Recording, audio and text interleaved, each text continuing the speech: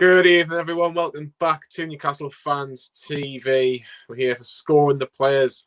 Unfortunately, I'm here with Mr. Sam Milner, and also here with Matt. Good evening to you both on a very lacklustre night. Just an absolutely terrible performance by Newcastle, which I've got to talk about for the next half an hour or so.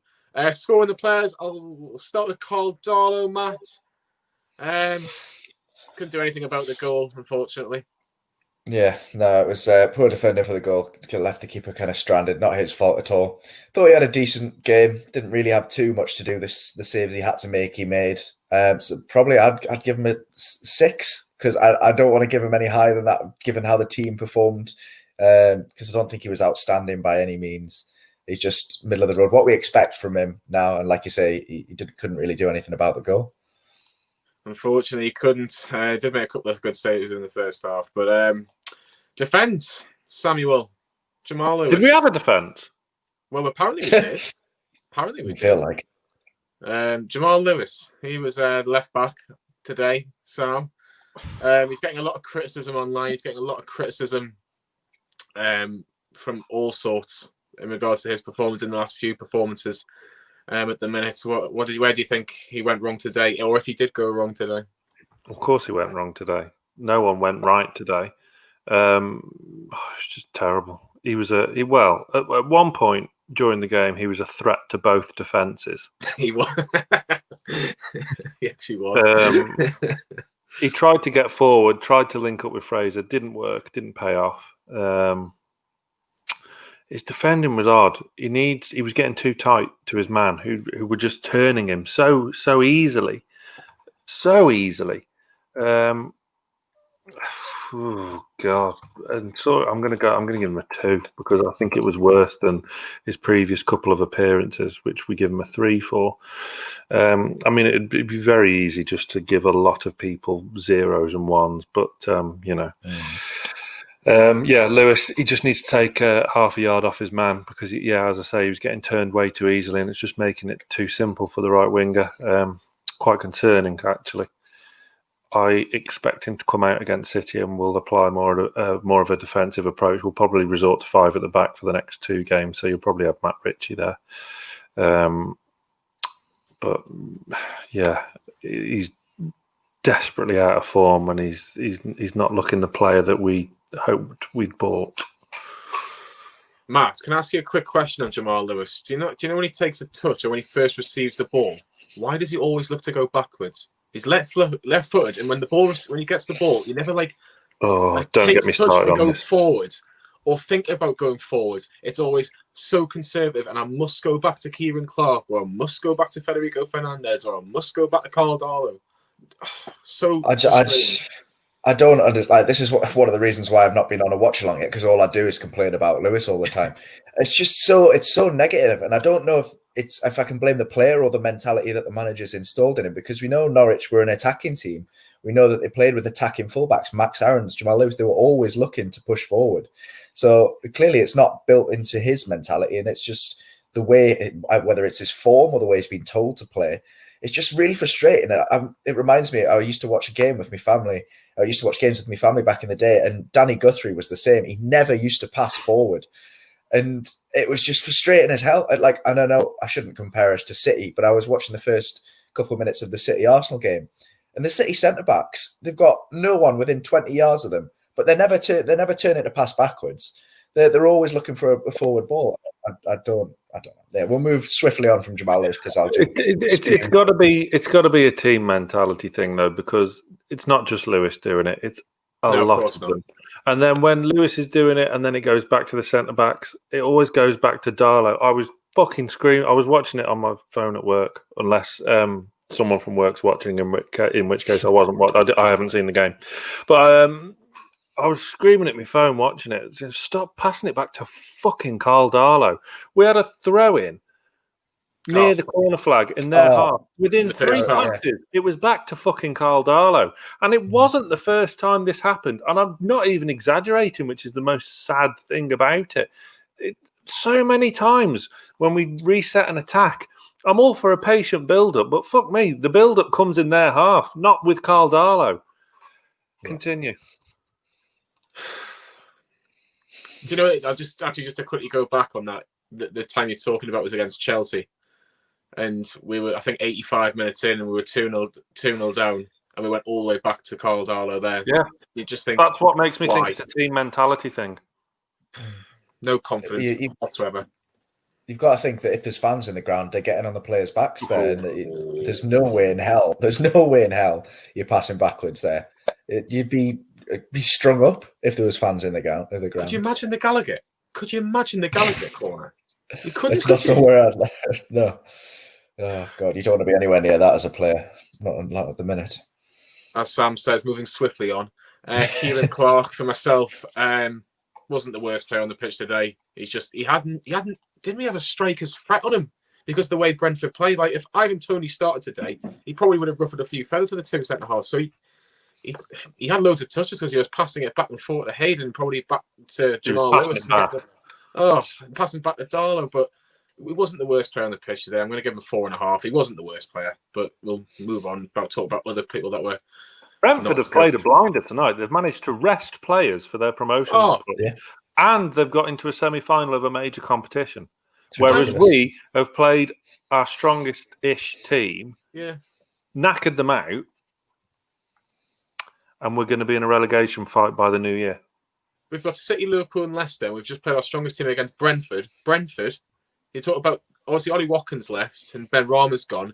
The other lad that they had in Brembo was on the bench. Didn't even come on. Ivan Toney played 20 minutes and had a little run around.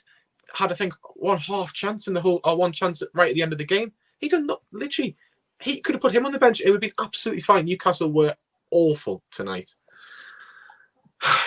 Matt, Isaac, Hayden. I don't know what to say, to be honest. He's filling in at centre-half, obviously not his natural position, but he always puts in a shift. Didn't really do too much wrong. My only gripe with him would be for the goal. Personally, I think Yedlin's more at fault than Hayden for it, but there's two of them, and both of them failed to close down the cross. It's a 2v1 against the Championship team. You shouldn't be letting a cross get into the box. I'll give him a 4 because I don't think it was much worse than Clark. I don't know if you lads think that's harsh or too good, but that's a clutching at straws here. Yeah, I think you've got to look at the goal, and I think you mentioned as well DeAndre Yedlin, Sam. I think he's at fault for not clearing it properly. Yeah. I know what he's trying to do. He's trying to get it up the pitch and not give a throw in, but sometimes maybe you just got to do that. I've had enough of our right backs. Had enough. I'm hearing you. Thing is, as well, like going forward, he didn't put any crosses in tonight, so he must have been listening to someone in the belief that he can't cross, which we all know he can't. But like the final pass again, so he's charging forward and then passing it back 20 yards, and Jacob Murphy has to swing it in from fucking nowhere. Yedlin, what to give him? Yeah, he was at fault partly at fault for the goal. If he'd have done his job properly and just cleared his lines, then who knows? Sad thing is, was he better than Jamal Lewis? Possibly. Yeah, he was. He was better than Jamal Lewis. I know. He's I think 3 better than Jamal Lewis today. Yeah, so I think 3 better than Jamal Lewis and worse than the centre backs. Yeah. On the right hand side, Jacob Murphy was with DeAndre Yedlin down that right hand side. Jacob Murphy can't cross either. Well, he can't put a good. Oh, he can. Come on! He had a corner, went out of play. Yeah, but to say he can't cross, he can cross. He just couldn't cross well. He can, but he couldn't today. He can't cross well. We got the assist for the winner at West Brom, which was just tonight. Look at tonight. Oh yeah, it was awful. Yeah, everyone was awful tonight. He doesn't have an end product in the Premier League. In the Championship, he does because he's a little bit. What is he? He didn't have anything against a Brentford side that made 6 changes. It just infuriates me because Jacob Murphy was nowhere near our starting 11 at the end of last season. He was nowhere near our squad at the end of last season, but he's starting in what I consider, I don't know what used to were, our biggest game of the season. But yeah, I mean, I was just having a chat with the people I was watching the game with, and you can't even say that's our worst performance, which is shocking. because it was abysmal. I'm beyond. I've gone through 5 of the 7 stages of grief tonight. I genuinely am beyond anything with this club because, like you said, Jacob Murphy, as much as he might be a fan favorite or whatever, because he's a fan of the club, etc., etc. He puts in a shift here and there. Quality wise, he should be nowhere near that starting 11, and he was one of our most creative players tonight, unfortunately, and he didn't have the end product to justify that. But I don't know what. I'm sorry, I'm just losing my head. I cannot deal with this. All I'm going to say is he's rated 3 out of 10. He's rated 3 out of 10. But I think if you had a better manager, you could get a lot out of him. Yeah, me and Lee in the preview both said we'd start Murphy on the right hand side, but he didn't work well with Yedlin at all tonight. There was just nothing There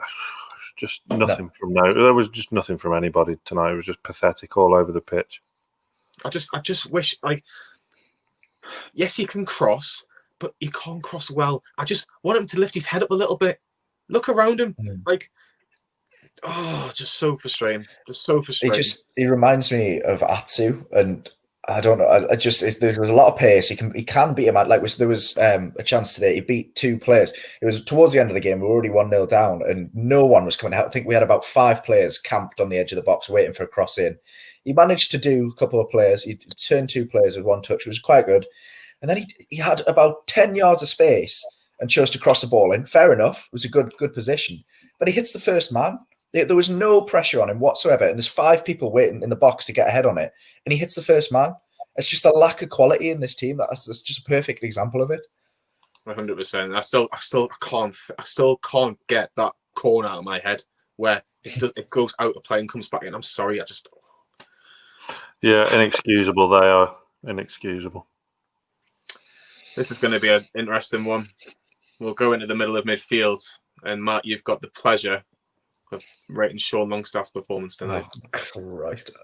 I would like to actually before. Sorry, Matt. One thing he did do. He played a lovely through ball in for Murphy in the second half, and he should have done better. Before everyone gets on his back, by the way.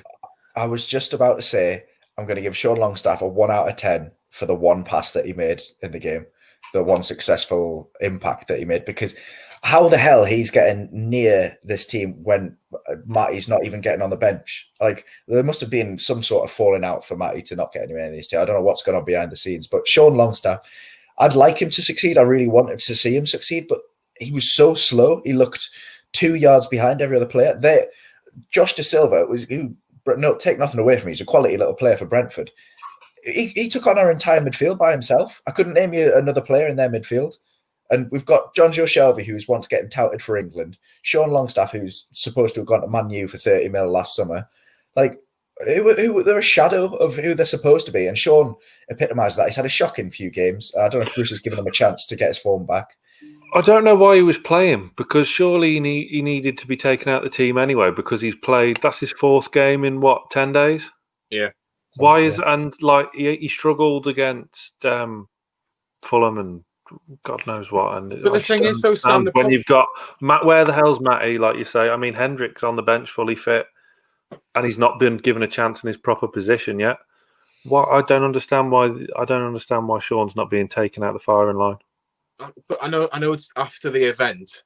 But if we start Jeff Hendrick today, everyone would have been saying exactly the same thing. Start with Hendrick, even if it is the middle of midfield. I could understand it more than just persisting with Sean, though. I get it. I get that. I'm just saying you cannot win either way with that one. No, you can't. You can't. But, where's his brother? Where's the investment?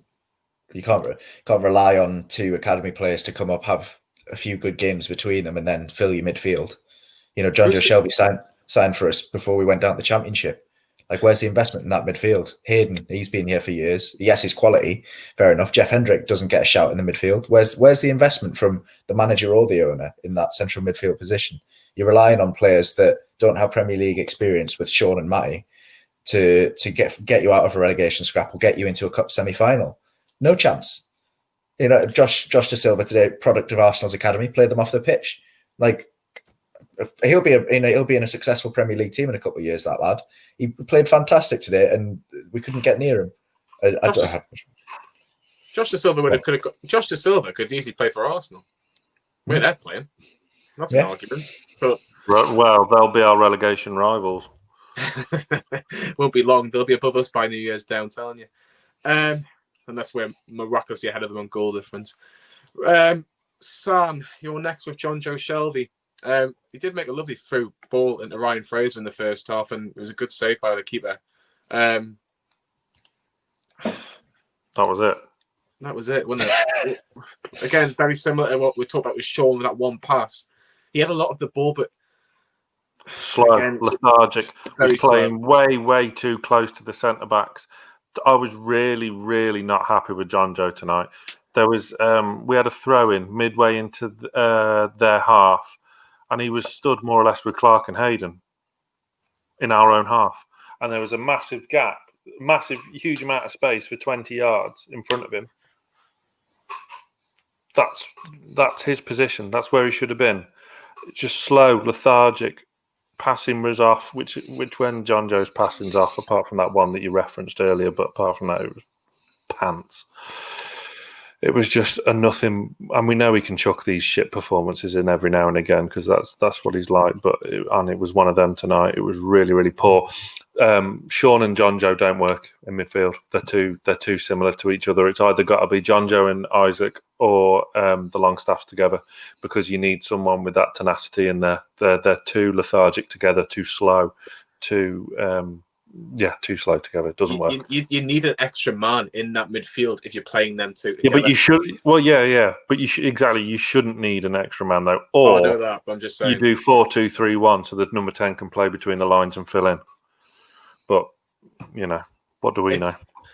The only thing I will say is that I think Sam, you bring up a fantastic point about those gaps when Jonjo was coming in to get the ball to kind of really try and see there was a pass, but it was always going backwards. It was always going sideways. It was never going forwards, and this is what we really were frustrated about. Matt, do you think if you had a choice between the likes of Longstaff and Shelvey, forget like a Man City, Liverpool, or Leicester, say we had Sheffield United or something, would you play Longstaff in that midfield first, or does Shelvey start if you have to play one of them two right now? God, catch-22 is this, or what is it? Sophie's choice. I don't know. Shelvey has undoubtedly more quality than Longstaff at the end of the day. His ceiling is a lot higher than Longstaff on the day. But then Sean puts more energy in, and not by a lot, but he does. So it depends who's playing alongside them. So if we're coming up against a bang average team, and you've got Isaac Hayden in there as a foil in midfield, I'd probably start Jonjo just because he can provide that bit of quality to unlock a defence, whereas I don't think Sean can do that just yet. And I don't think Sean is suited to like a deeper centre mid. I think he's more suited to a number 10, or he prefers playing that anyway. So I'd probably go with Jonjo out of those two, but at the minute I'd start neither. Well, exactly. Point proven, basically. I've got Ryan Fraser. Playing a lovely cross.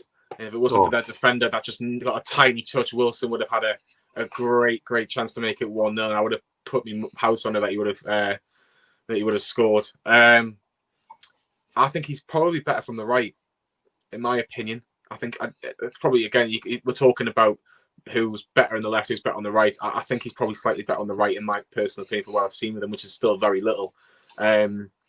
Today, I thought, apart from that cross, he had the cross, he had a shot as well, which was well saved. I'm going to give him a 5. I don't know why he was taken off. He's not fully fit yet, is he? I know that, but when it's the biggest, I know. It's the biggest game of the season. Ryan Fraser or a fresh Joelinton, who's got more of a chance to create a chance? I'm still saying Ryan Fraser with one leg.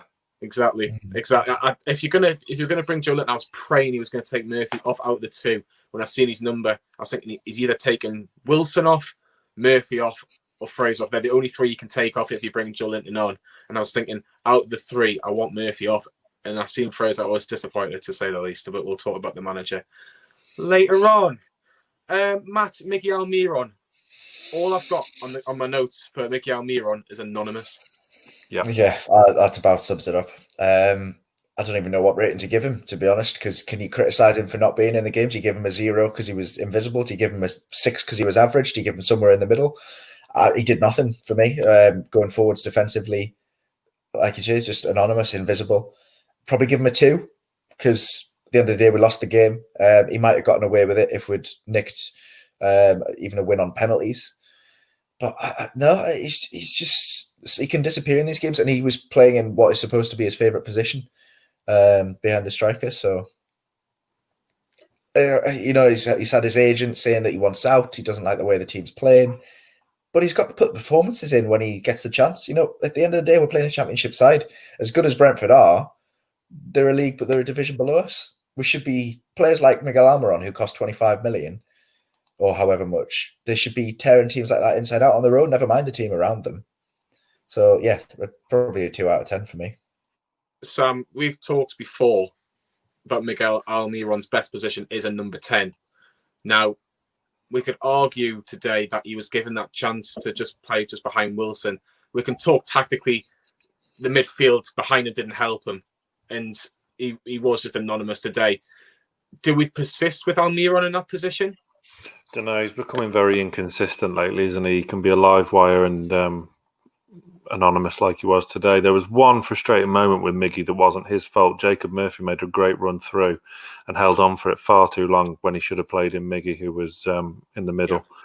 That could have got him into the game a bit more. But yeah, I've nothing really to add on Miggy because he did jack shit for most of the game, and he looked stroppy when he come off as well. There's clearly something not right there because he's not his usual smiling self, and he's not giving everything, even when he has a bad game. Yeah. I'll let you talk a bit more about Callum Wilson. Great chance in the first half, slightly acute angle, but a good save by the goalkeeper. Header in the second half, try to round the goalkeeper. In the first half, maybe he could have had a shot, but you can see the idea. I said this to you before we came on. I said, if you don't have Callum Wilson in this team, we don't score goals. He's that important to us, and we didn't score today, but he had chances. He got in some good positions, snatched at a couple. I don't think he played particularly well by his own standards, and he'd probably tell you that himself, which is why I've gone for a 4, which might even be a bit on the generous side. But got himself some good positions. If that ball from Fraser hadn't have picked up a deflection that was there for a tap in, and the game could have gone a lot differently. Having said that, Brentford deserved to go through. Brentford second, Village 11. But yeah, a frustrating night for him. Yeah, real frustrating night. There was a couple of balls that he didn't quite anticipate that he probably wasn't expecting to reach him, but they did. But yeah, it's just a night to forget. Yeah, very much so. Dwight Gayle's first up for me. Got fouled. Hardly did anything. He's I don't know with him. People will talk about this on a different day about whether he needs another contract. He's got 6 months left, but I don't know. For me, maybe you just need to let him go. But we'll might say in a couple of games' time when if he scores a goal, you think, well, actually, there's something about him. I just don't know. I don't think we've got great attacking options at the club at the best of times. And if we're not going to invest that's the thing. This takeover bollocks or whatever, who knows? That's the thing. But that's the thing, isn't it? Because we shouldn't be resting our hopes on Dwight Gayle, who's a championship-proven goal scorer. I mean, we should have been invested in getting, some decent squad depth in there. I like Dwight Gayle. That winner against West Brom was superb, but we all know what he's about. There's no secret with Dwight Gayle. He's not quite Premier League quality consistently, is he? But we're not going to invest, so we're not going to get any better. So on that evidence, you've got to probably extend his contract. I mean, I'll give him a 3 on this performance because he only played about 25 minutes at best. I think you're bang on. He is. I do feel sorry a little bit for him because he's only getting 20-30 minutes. You want him to start? He needs to start with Wilson because I really like Gayle. Before we'd signed Wilson, I was having a bit of a ding dong with my mate saying who's better. If you look at the stats like the goal scoring, the minutes per goal or whatever, Gayle comes out as the more efficient striker than Wilson. Obviously, Wilson's proved this season that he's a goal scorer. That's what he does. He gets in the box. But even tonight, he came on and there was one ball. I think we pinged it up. Jonjo pinged it up, and it was just them two by themselves. But they had 3 or 4 passes between themselves, and they gained about 30 yards up the pitch. Wilson doesn't trust anyone else in that back line, in that front line even.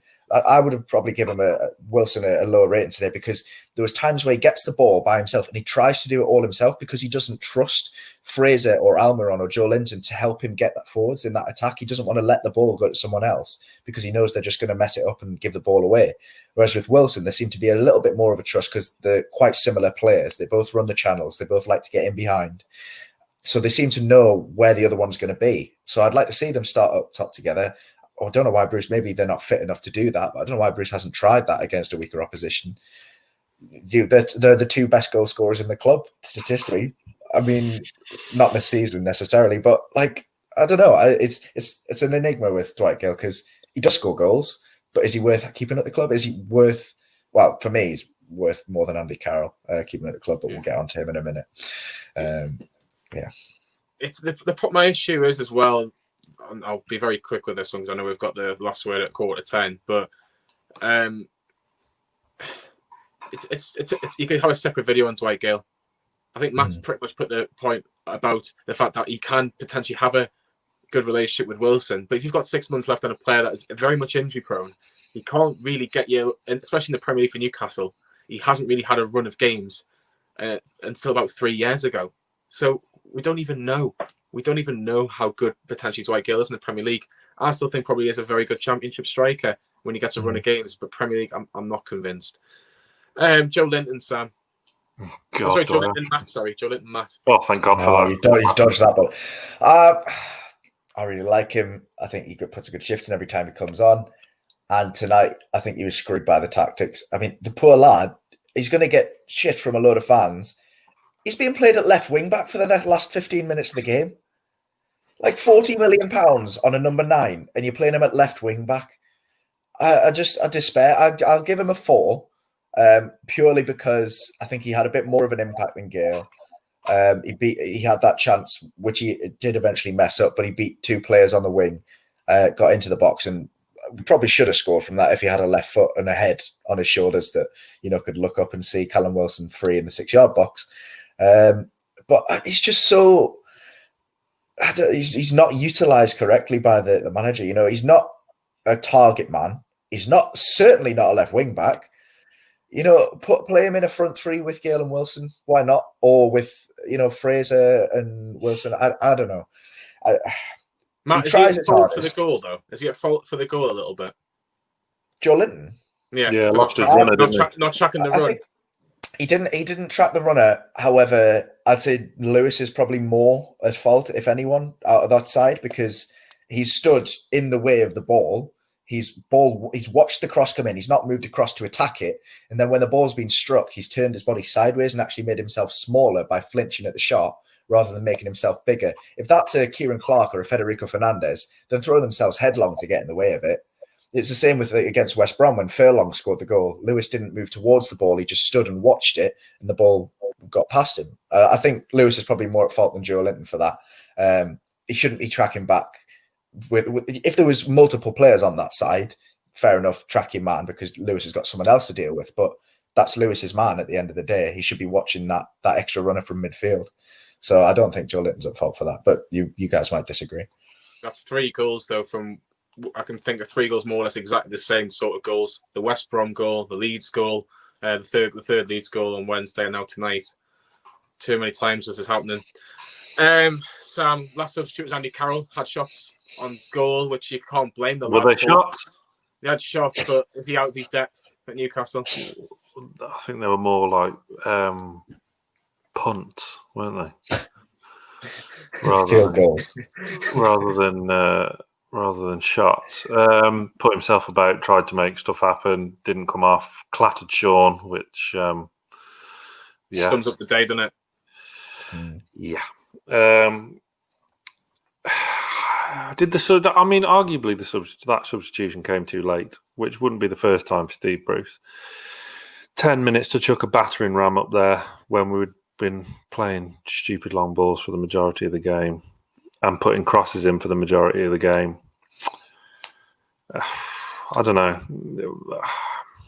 left him too late. I mean, he'd be very lucky to get away with a non-applicable because he was only on 10 minutes. But I would probably score him similar to Dwight Gayle, which was a 3. So yeah, that's probably what I'm going to go for because the intent was there, just the quality was somewhere else. Lacking. Yeah. Right, let's talk about the manager, Steve Bruce. Can we not? We've all talked about this being the biggest game of the season. Well, and me certainly.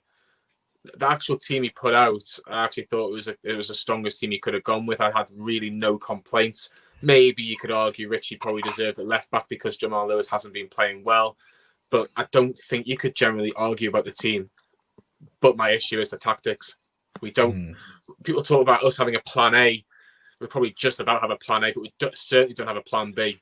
We just lack so much creativity. The middle and midfield, Sam's already mentioned, we're just so always outnumbered, especially if a team like a Brentford who love counter-attacking you. It's going to be hard work for your midfielders, hard work for your wingers. You went out the cup to a team that made 6 changes. I'm sorry. It's unexcusable. You need to be getting through. I don't know however you do it. I don't care if it's 1-0 in the last minute and you haven't played well. You need to be beating Brentford and getting through to the semi-finals. I'm sorry. I don't know if that's unrealistic for me. I expect a Premier League side to beat a Championship side who's made 6 changes because they're focusing on actually getting into the Premier League. And by the look of it, if they did get into the Premier League with the actual additions that they've got, they'll probably finish above Newcastle in the next season if we're lucky enough to survive. For me, Steve Bruce gets 1 out of 10 today from me. Matt, I'll let you continue with Steve Bruce and your thoughts, and we'll try to get around that score. Anything to add on that? I mean, he summed it up quite well. And with the starting lineup, I think Wilson maybe should have been rested because Dwight Gayle needs 90 minutes under his belt. Yes, Wilson gets you goals, but we're going to run him into the ground. We know he's injury prone. One game he's going to pull up and he's going to be out for 3 or 4 months, and then we're screwed. So if you overwork him in games like this, there's no way he should have been on the pitch for 90 minutes tonight. I know we need to win that game, but Dwight Gayle, he's a Championship goal scorer. We're playing a Championship team. Why not? In terms of tactics, absolutely right. Lethargic, no desire, passion. And it's aside from the tactics, you've got to have players that want to play for the manager. Under Rafa, even under Pardew, you've got players that want to play for that manager. And not a single one of the player on that pitch seems to want to play for Steve Bruce. And that comes down to him. I think he's lost the dressing room. And like you said, I was tweeting, Matt. Oh, absolutely, undoubtedly. I think Sam said earlier in the show, relegation battle by New Year's, undoubtedly. And then after that, who comes in? Is it somewhat a Tony Pulis-esque job? I know he's taking a job elsewhere, but is it someone else to come in and save the season? But just no ideas. Throw 4 strikers on, hoof the ball long. Like it was the same against Fulham when they went down to 10 men. But overlap on the wings, just 2 men on the left wing, 2 men on the right wing, nobody in the middle. You're going to get across in that box. Good luck getting across in that box. When you do, there's 1 man there to put it in. It's just hopeless. It's just absolutely hopeless. I was tweeting during the game. It's pretty much said what you said. Full strength Prem team against a weakened Championship team. We've got absolutely nothing to play for in the league at the minute. They've got Premier League promotion to push for. Why would they prioritize? Bruce said when he came to the club, he wants to have a good cup run, have a good cup push. Maybe take some silverware home. Maybe we could have done it this season. Obviously, not a chance now. So, if I had to give him a rating, if we give minus ratings, I'd give him a -5. If we can't, a 0. Because absolutely hopeless today. Absolutely, I can't put into words how angry. I'm trying to stay level-headed and cool on here, but I've had it. I've had it with Bruce. Sam, negative tactics. Let's put it out there. Regardless of what they're saying at the club, it does seem that some players have had enough with how Steve Bruce wants to play football at this football club. We all have. Now, we do.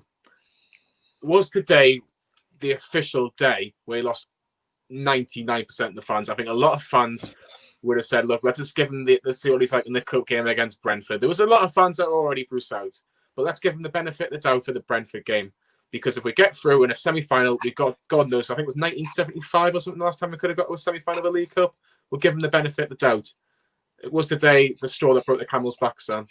Well, if it hadn't happened before, which I think it did, I think after that Chelsea game, after that performance, I think that was probably then, but it definitely has now. He's just got to go. It's just the game's moved on. He's 4-4-2, so outdated. And he's so outdated now with his tactics. He did a good job in the Premier League with Birmingham and like maybe Wigan, and he had a good season down the A19, didn't he? Yeah, it's just fucking shit. Absolute shit. He's struggled with our midfield ever since he's arrived. He's not known how to do it. I remember the Norwich away last season. Abysmal performance. He tried to fuck around with the midfield and put Sean, Hayden and Shelvey all in there at once, and it just looked so convoluted and horrendous, and it's not improved the midfield. The game's moved on. You need a basic set of tactics, not just stick all the team out and hope for the best, which is what he's done today. I'm agreeing with you, Johnny. I'm giving him a 1, and the 1 is purely because of the starting 11 he put out, and that's where it ends. I was Bruce out after Southampton and Chelsea then, and my opinion has just been reaffirmed. If he was to go, hypothetically, not dreaming, we're not saying he's not. Or anything, but obviously, there's no way Ashley's going to sack him, even at the end of the season. Who would you realistically want in if he was to go? Steven Gerrard. I would bang down Rangers' door and say, "Look, what do you want? What do you want?" I'll go, "What do you want?" And I'd say, "Do you know what? We'll give it to you. We'll give it to you. We'll give you a go." Do you think that he would give up a title and Europa League challenging team? No, I don't think he would. Would. But you know what? I would say, look, if you want a Premier League job, just about, and I'm not talking about the difference of the size of the clubs or anything like that. I just think if he wants a Premier League job, and if you were given the trust, he won't work with Ashley, but if he was given the trust to kind of go, and here's the money to build what you want, yes, it might take a season to kind of get used to things, but he would get the respect of the players instantly. You don't get that with Steve Bruce. People are mentioning Eddie Howe. I can understand that with the Wilson and the fact that we've been linked with Josh King, and we've got Ryan Fraser at the club, we've got Matt Ritchie, but he got Bournemouth relegated last season. And that's what this season with Steve Bruce, by the way. Yeah, Eddie Howe, I agree. He's a good manager, but he's the same as Rafa. He's a project manager. He wants to build something. And for me, someone like, and it might be a left field shout or whatever, but Nigel Pearson, why not? Is it a backward step? He did all right with Leicester. He did all right with Watford. Is he a man to save a 6-month season until the end of the season? Is he a man to come in and motivate the players to? We shouldn't be reduced to this. Don't get me wrong. I don't want to be in this position. Is that a backward step from Bruce, do you think? Is that your Christmas present, Matt, from us, is it? Oh, God, I hope not. Oh, gosh. Steve Bruce gets a 1 out of 10 as Newcastle are out of the Carabao League. I would go for Favre, by the way, just out of... Who, sorry? Lucien Favre. That's the very, very bold shout. Of course it is. I mean, Everton have Ancelotti. We had Rafa Benitez. No. We'll just get the Dortmund manager in, or the ex-Dortmund manager in. Exactly. He's not got a job. Ashley won't get anyone that's already got a job. Yeah. He thought. I mean, rumour had it he thought Bruce hadn't got a job, and then he realised he had to deal with Sheffield Wednesday, which wouldn't be surprising. But there's no one out there that really whets the appetite. Is there? Bielsa. Yeah. I know. The thing is, we've been around the hill. Sorry, Sal, I've just seen this comment. Yeah. Yeah. That'd be interesting, wouldn't it? Yeah, look, we'll end it here because the last word with Lee is going to be on very, very shortly. But yeah, very disappointing night. Do you agree with our ratings? Steve Bruce gets a 1. I think the best player on the pitch was Karl Darlow. We've said that again, haven't we? Karl Darlow, 6 out of 10. Ryan Fraser. 6 out of 10. Ryan Fraser got a good score. And do you know what? Our best 2 players probably on form and Dubravka comes in are both goalkeepers, which probably tells you. Stick Dubravka at top, man. Exactly. Can't go much further. But yeah, Manchester City's next. That's our Christmas present for you on Boxing Day. To kick off, so we'll have the last word as well with that one, scoring the players and the quick thoughts for that game. But Christmas is very, very soon. It's just a couple of days. So on behalf of myself, Sam, and Matt, we wish you all the very best for Christmas Day. Hopefully you can forget about this and have loads of food, loads of drinking. I know how they can forget about that. Come on then, Sam. Tomorrow night on NFTV Extra, it's the Greenwood and Mulliner Show Christmas special. Get in. Hey. Yeah, I thoroughly recommend you give that a watch as well because, we've got some great clips from the last the 22 episodes that we've done so far. The latest one was with Michelle Owen.